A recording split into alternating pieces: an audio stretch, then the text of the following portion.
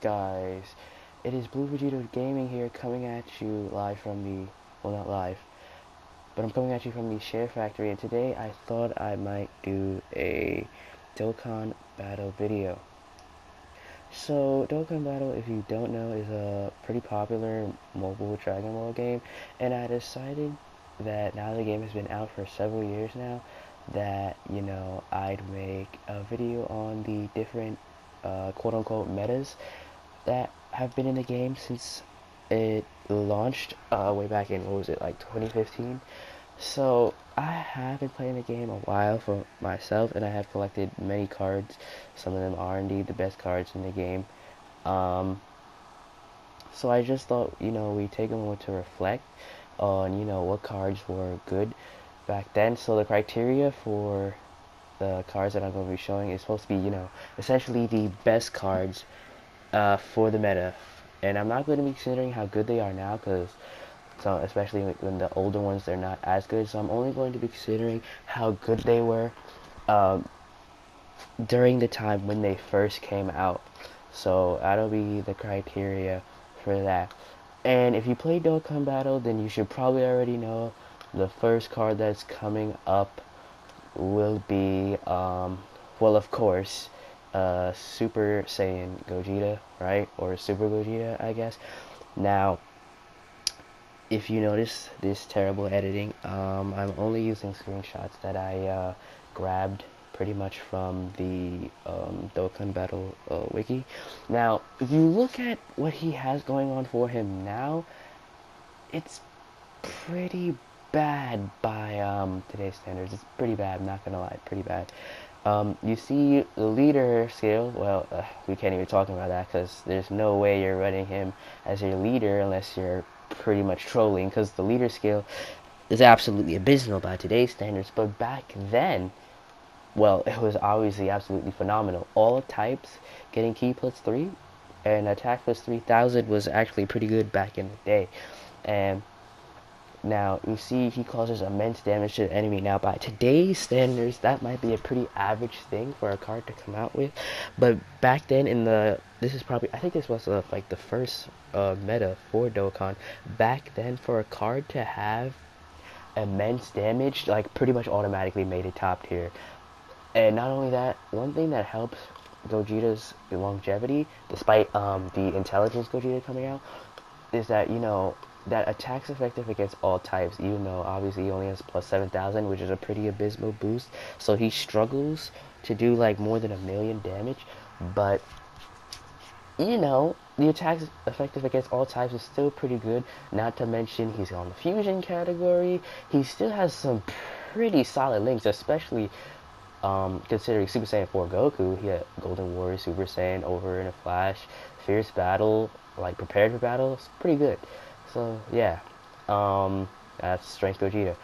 Anyways, moving on now to the next meta. That would be the 70% meta for one type. Now, Super Vegeta. He, again, immense damage. Even though more cards had immense damage by that point, it was still pretty good for a card to have immense damage. And you see allies attack plus 30% for a turn. That's still absolutely phenomenal, even with today's standards. Now, one thing that made Super Vegito like absolutely broken when he came out to launch is, of course, his passive, which is still extremely good to this day. Not to mention his link set, but first the passive. So as you can see, damage received from normal attacks minus 80%, counter with tremendous power. Now, to put that in perspective, if you take a look at literally any other card, well, actually, the highest I believe in the game is the AGL Golden Frieza, which does minus 90%, but that's only when the HP is 50% above. Super Vegito is arguably the best damage reducer in the game because he has no HP restriction at all, and he counters. Okay, so minus 80% is absolutely phenomenal. By comparison, the Super Saiyan Blue Vegito, the physical one, does like what, minus 40%, and The Super Vegito, the physical Super Vegito, the newer one that came out, does like minus 50%. So, I mean, obviously those cards might be out damaging him by this point, but he's still an amazing tank, amazing link set. Look at that Golden Warrior, prepare for battle, Super Saiyan, you know, that universal link, shocking speed and fierce battle, and of course he fits in the Avatar category. So he has a lot of things going for him. Anyways, moving on to the next meta, which I think is, yes, the 120% lead. Now, I mean, I did skip over like the Goku Black and the Super Saiyan Blue Kaioken meta, you know, like those guys. But that's only because they didn't offer any key. I'm only going to be doing like, you know, the key metas. So obviously after that meta was this meta, which of course again broke the game when it came out, and there's been a lot of debate between who was better when Super Saiyan 4 Vegeta came out and Super Saiyan 4 Goku came out. A lot of people were saying, you know, Goku. A lot of people were saying Vegeta, but I think Vegeta is probably the best one, because if I remember correctly, Super Saiyan 4 Goku causes immense damage, and he boosts his defense by 30% for like 6 turns, right? And his passive is at like attack plus 150%, and then he has, you know, the medium chance of evading the enemy's attack and countering with tremendous power or whatever. Now, with Super Saiyan 4 Vegeta, obviously Super Saiyan 4 Goku might do more damage, but overall Super Saiyan 4 Vegeta is better simply because of the fact, yes, he only does get 120% attack as opposed to Super Saiyan 4 Goku's 150%, but he gets 120% defense on top of that. So making him an insanely good tank, because if you remember correctly, Super Saiyan 4 Goku has the Super Force before he gets any sort of defensive boost. So, and he also greatly lowers defense on the super attack, so that's good as well. Link skill I cropped out accidentally because, you know, I'm a retard, but you know, he obviously has Super Saiyan. I think he might have Saiyan War, obviously GT, so he does have a pretty good Link set. That's pretty much it for him though. Now moving on to arguably might still be one of the most broken cards in the game, even considering the stuff that came out after, but this one I'm sure a lot of you have, a lot of you still running as your lead. Super Saiyan Goku and Super Saiyan Vegeta, also known as the LR Super Video. Now he is the Patara category lead. And now this is the 170-130 lead, probably the best one out of all of them. Now, passive skill is accidentally cropped out, but in case you're not familiar with it, it's attack and defense plus 120%. That's just off the start of the turn. Then they get an additional, 2 key for every rainbow spirit they collect. Okay? And then they can also fuse once you've been below 50% HP for 6 turns. Now, even without fusing, they're pretty amazing.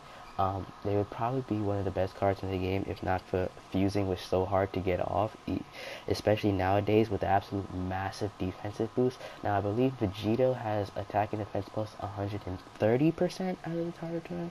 Key plus 3 per rainbow sphere obtained. And not only that, of course, is Super Vegito, so he does in fact have his counter.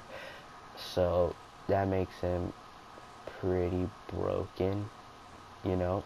And I do believe once they fuse, he gains the fused fighter link. So obviously a strong card all around. It's just that he would be even better if you know, fusing wasn't so hard.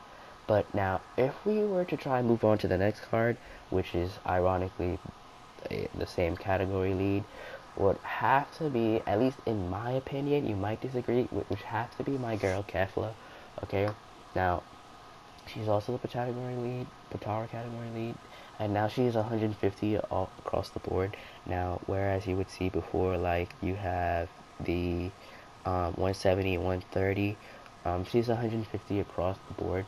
Now, I mean, I could have went with Ultra Instinct Goku. I could have went with Jiren. Both of them are absolutely phenomenal. But I think Kefla might be the best one. simply because of what I'm about to explain to you. Okay, so the greatly lowers the defense and immense damage, nothing special. Pretty sure Jiren does that, and Ultra Instinct Goku does that as well. Now, if Jiren gets a guaranteed crit if the enemy is stunned, and Ultra Instinct Goku obviously has the dodging mechanic and can transform, but for the transform mechanic, again, I'm not really a huge fan of the transform mechanic because you have to be, I think again, you have to be below 50% HP for that even to trigger. Now, Kefla, she's an orb changer, which automatically makes things so much better for her. She's an orb changer, so even if you're not trying to deal out massive damage, say you have, I don't know, for some reason LR Gogeta on the same team. I mean, if you're just running a physical team, you have LR Gogeta on the same team. Bam, tons of ki. Now, not only that, she gets attack and defense plus 12% per ki sphere obtained, so that's sort of like the tech cell from way back in the first meta, the ki plus 3, attack plus 3000. Now, not only that does she get she's an orb changer. She gets attack and defense plus 12%. She also has a medium chance to evade the enemy's attack, and she has like a cooler mechanic where she launches an additional attack which has a high chance to become a super attack. So she's basically like a Bardock, a Cell, Caulifla, because you know Caulifla has the dodge, and a cooler all combined into one. So that makes her pretty damn good, in my opinion, anyway. Anyways, guys, that was, you know, my, I guess, top cards for per meta in Dokkan. I hope you enjoyed, and I'll be seeing you guys next time. Bye.